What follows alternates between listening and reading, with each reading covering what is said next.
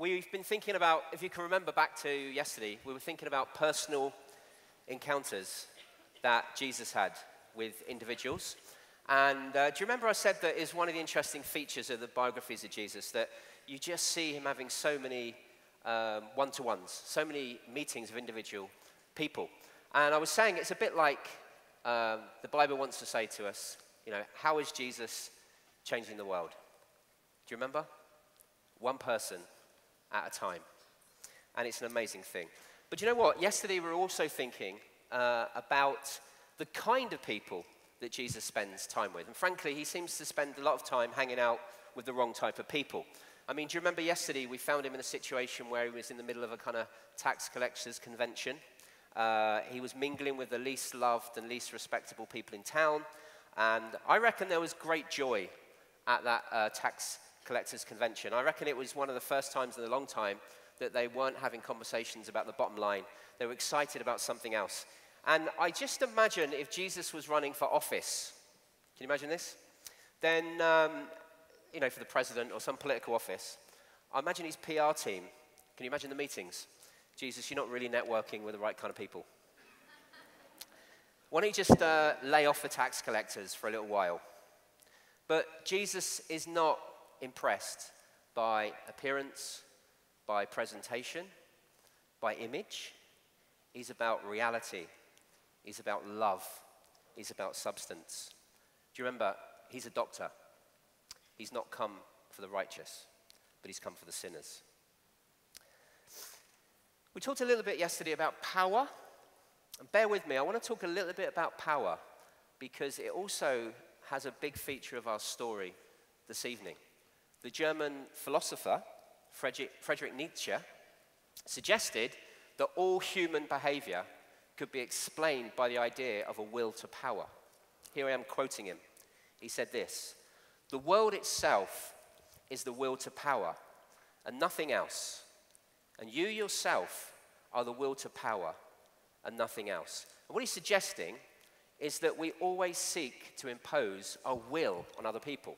He says even in fact when we're helping other people, we're actually trying to help them because it makes them more dependent on us, which gives us a sense of power and significance. And he maybe overstates it a bit, but you've only got to look back, maybe in the last 100 years, through all human history, even the last few decades, and you can certainly see plenty of examples of this will to power. Maybe the classic example is Adolf Hitler, profoundly influenced by the philosophy of Nietzsche. This idea of the Superman imposing his will on a nation. And there's many other examples of this from all over the world. Yet we find this kind of idea of will to power in less extreme forms as well. So wherever you see human beings in positions of power, in positions of influence, you find that we're inclined to use that power for our own will and our own good. It could be parents with kids. It could be teachers in a school. It could be a boss in a business. And this at least explains partly why we're in such a mess. Okay, think for example of the economic mess we've seen globally. The crisis of the financial institutions and the banks. Far too often they've had positions of power, but they've abused it. They've not been thinking supremely about the common good, but often exercised power for greedy ends. And as a result, to a certain extent, we've all been affected, and victims maybe even, of the abuse of power. And so it's no wonder today that we're so wary of power. We're so wary of power.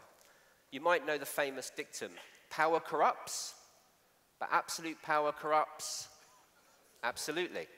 The quote continues, great men are almost always bad men.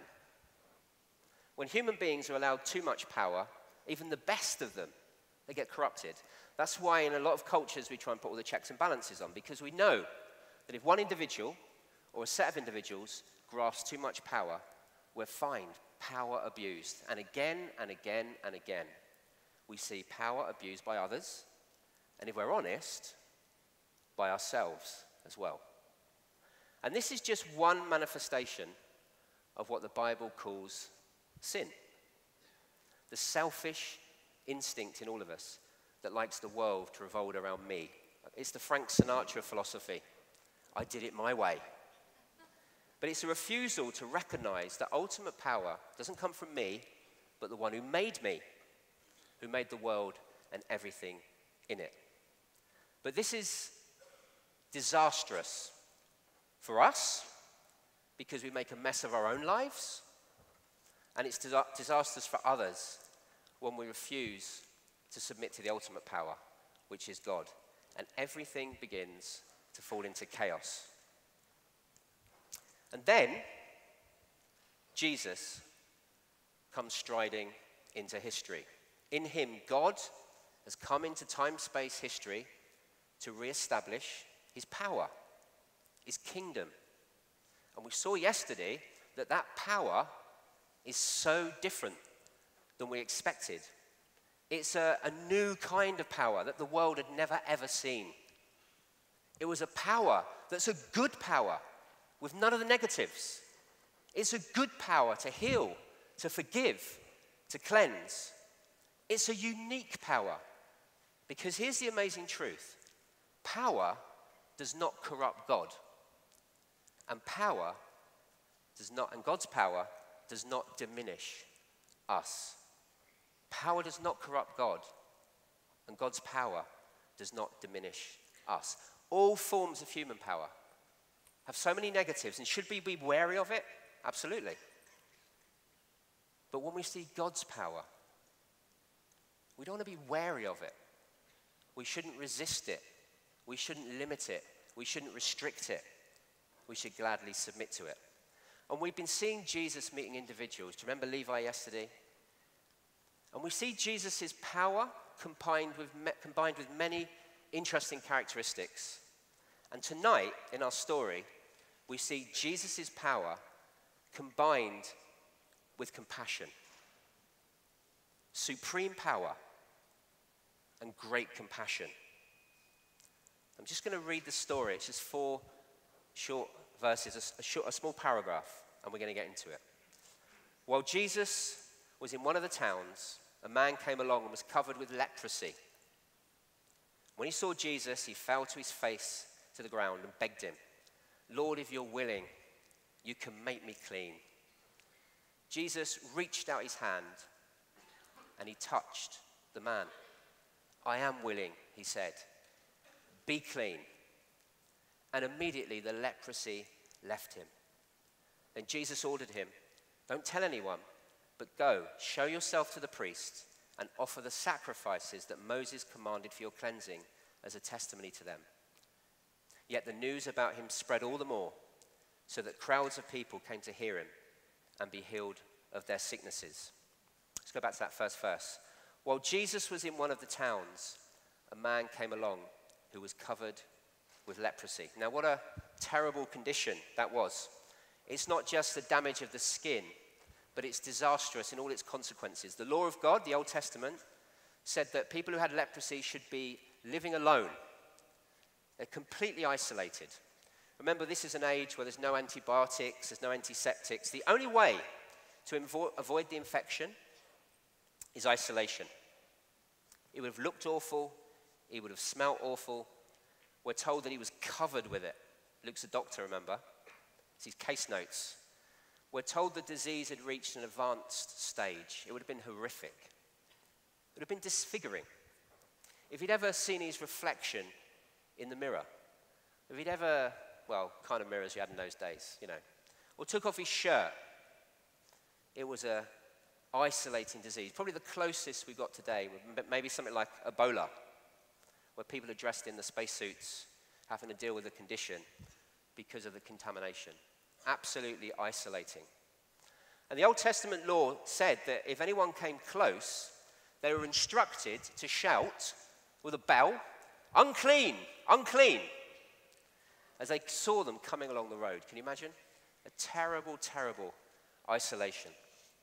He's disfigured, he's isolated, he's desperate, and sympathy was in very short supply. And he takes this incredibly unusual step to come into town. It's like he's heard about Jesus. At the end of Luke 4, it says that many, many people were getting healed. Maybe someone in the leper colony got healed by Jesus, who knows? But he's come into town. And it says in the passage, when he saw Jesus, he fell with his face to the ground and he begged him, Lord, if you're willing, make me clean. He's desperate. You can't get to a lower place in your life when you're just falling on your face. He's at rock bottom. He's got nowhere else to go. And he says, if you're willing, you can make me clean. Can you notice something here? There's absolutely no doubt at all about Jesus' power. You can make me clean, he says. But can you see where the question mark is? If you are willing. He's wondering, is Jesus both powerful and compassionate? I know he can do anything, but does he care? Isn't the question of our age a bit like this? Can God be both powerful and loving? Look at the world. Does God care about our world? Yeah, he might be powerful, but is he a loving God? And if he does he care about me, my life, my condition? So the man says, if you are willing. And here we read something incredibly beautiful, the most marvelous moment. Jesus reached out his hand and touched the man. I am willing. Okay, we've got a question for you now. Do you remember we did this last night? We have a short hit the pause button. And on your own, if you want to reflect, or even twos or threes, we've got a question here. Here are the questions. How do you think the man would have felt when Jesus touched him? And what impact would it have had on him for his subsequent healing? How do you think he would have felt when Jesus touched him? Just take that question if you want. What impact would have it had on him for his subsequent healing? We're just going to take about 2 minutes. So maybe turn to your neighbor and have a think about this to get us deeper into this story. Okay, over to you. Okay, great. Let's get back together.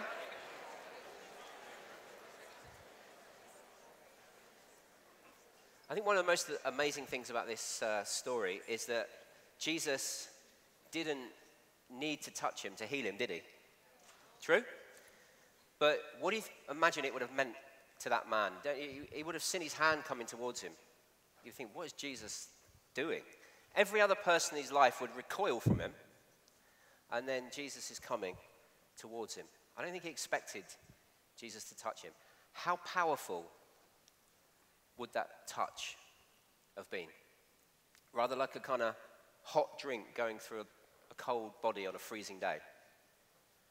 I suppose he hadn't been touched by another human being, maybe for years, since he contracted the disease. Think about how his self-esteem would have been affected. Whenever he came close to people, they just shrank away from him. His body must have ached for human contact. Some mark, physically, of being accepted,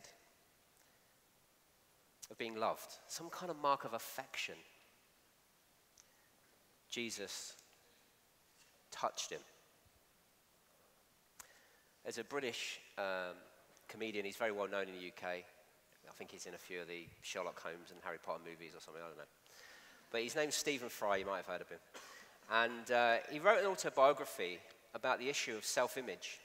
And sadly, he wrote a lot about his self-hatred of when he was young, particularly hatred of his own body. And he said this, to care about my body would be to suggest I have a body worth caring about. Since my earliest years, I felt nothing but shame for the useless casing of flesh I inhabit. I couldn't bat, he's talking about cricket, couldn't bowl or catch, I couldn't ski, dive or leap. It had nothing to recommend it except as a fuel cell for my brain. And there are many people like that who just hate their bodies. They have huge self-esteem issues. They think they have an ugly body, a useless body. And it's fueled by the media with its unbelievably out of proportion expectations. And it used to be more associated with men, but with women, but now it is much more associated with men. There was a survey recently done amongst teenage boys, 15-year-olds, 2,000 of them, 70% depressed about their looks. 60% worried about their body at least twice a week. 28% every day. 15-year-olds. Many of us just thinking, no one will ever love me for how we look. Always imagining our minds, even if it's not true in reality, but felt deep inside us, that people are shrinking away from us. And maybe some of us here, maybe some of us have been, bullied at school. Maybe some difficult family background. We've just felt the odd one out. Maybe it's your nationality, whatever it is. For some reason, you've never felt loved. You've never felt like you belonged. Some of us, a lot of us, struggle with mental illness. You just feel like an outcast. You feel like nobody knows me, nobody loves me, nobody understands me. And you feel this distance between you and others. It might not be real, but you feel it. And it's almost like you've been marked. It's almost like you're going around town and there's this bell that's waving, unclean, unclean, and people are shrinking away from you. Well, let me just say this as clearly and simply as I can. God does not shrink away from you. God does not shrink away from you. He holds out his hand. The God we worship is absolute power, and he is absolute compassion. He held out his hand in love to a person that every other human being had shrunk away from. And can you, even in your mind or your heart, can you imagine, can you visualize, can you feel the loving hand of Jesus Christ for you tonight? A welcoming hand, offering you acceptance, offering you love. Whatever you're ashamed of, he does not shrink back. And it's a very unusual quality, great compassion with supreme power. The letters of Ronald Reagan, has everyone heard of Ronald Reagan? I think he was an actor. I think he did something else in America, I don't know what it was, I just saw the films. I think he was a cowboy. He was the president of the United States. Sorry, that was dismissive of power, see.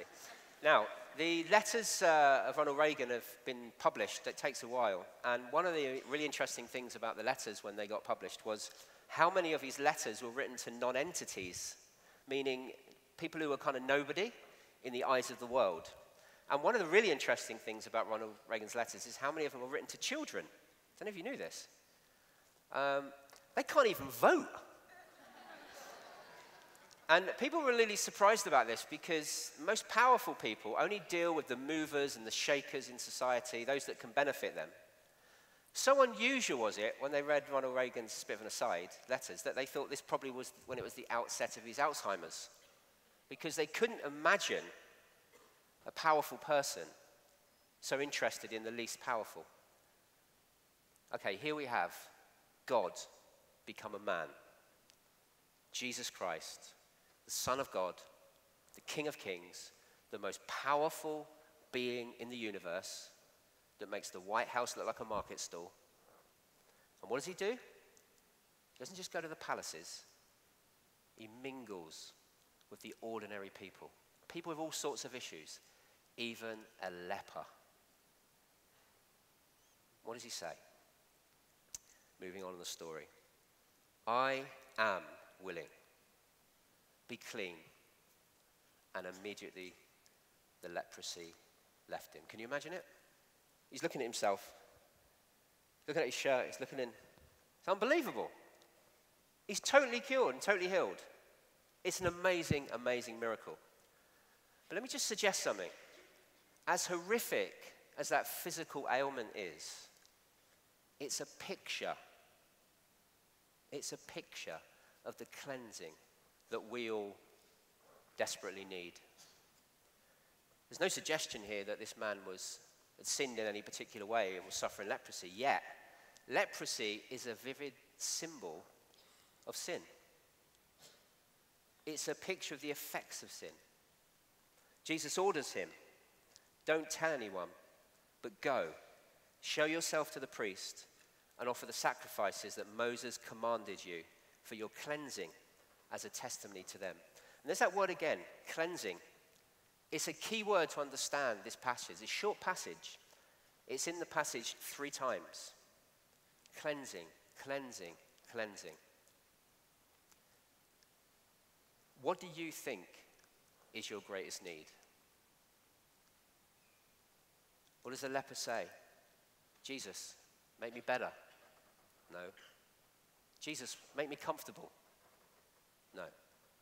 Jesus, make me happy. No. Make me rich. Definitely not. It's make me clean.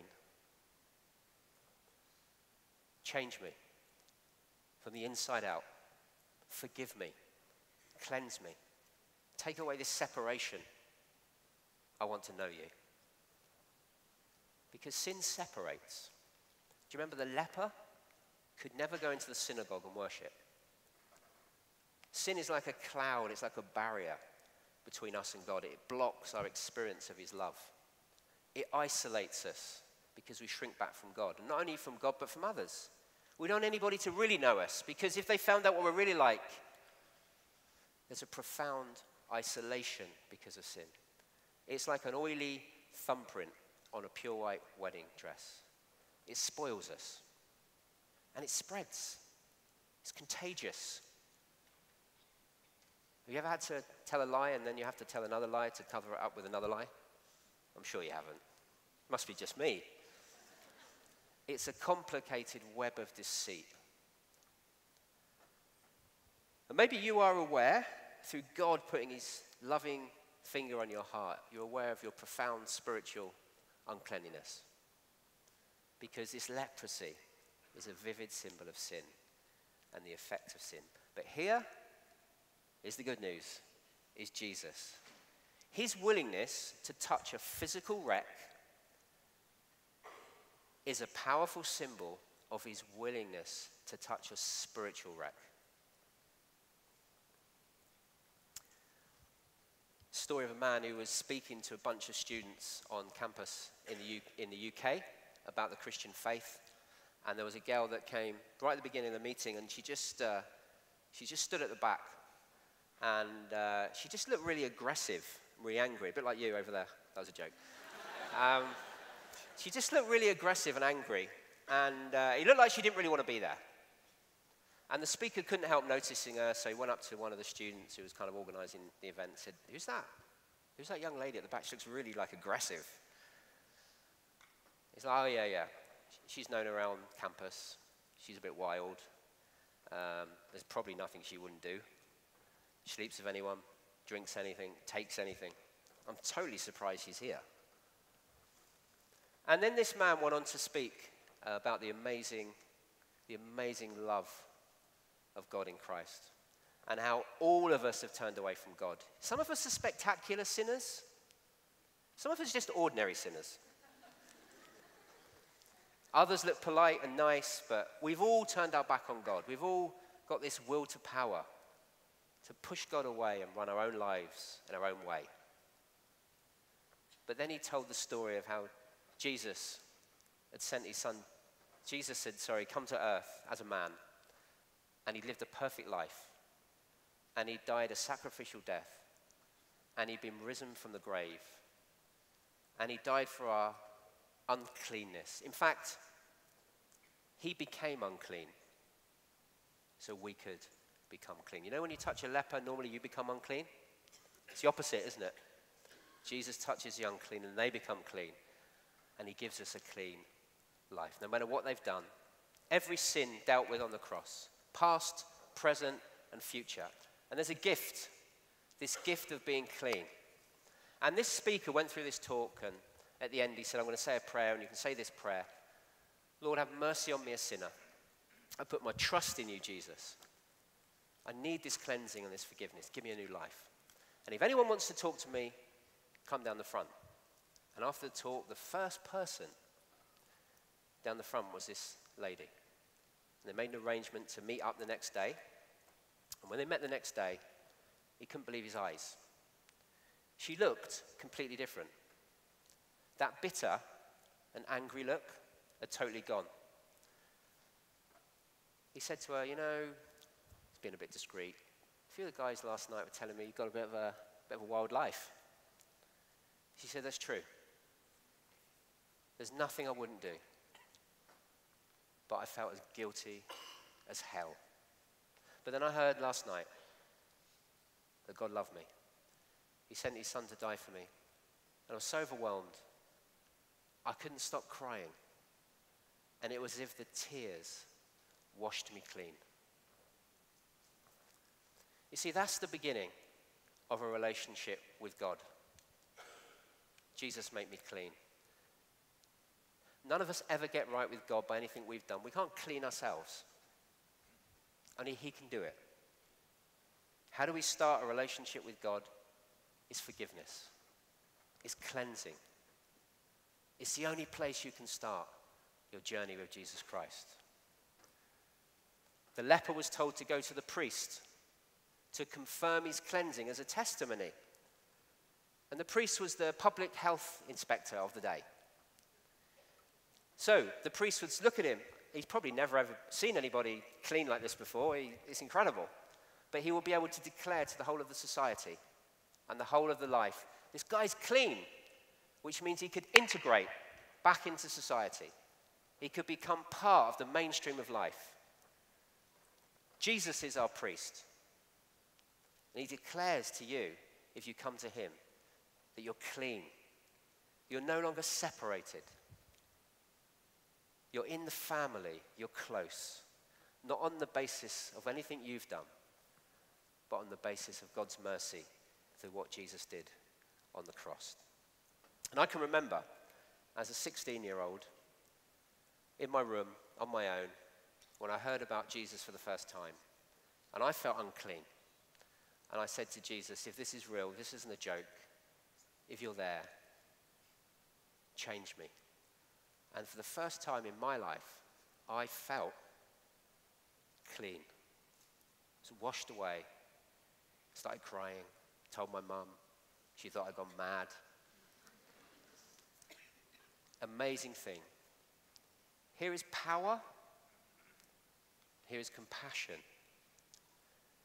Power not to be resisted, not to be restricted, but to be embraced.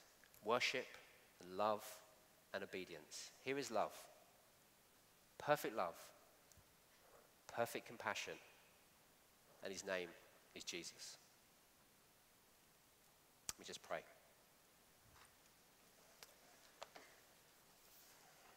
Lord, thank you so much that your power doesn't corrupt you and it doesn't diminish us.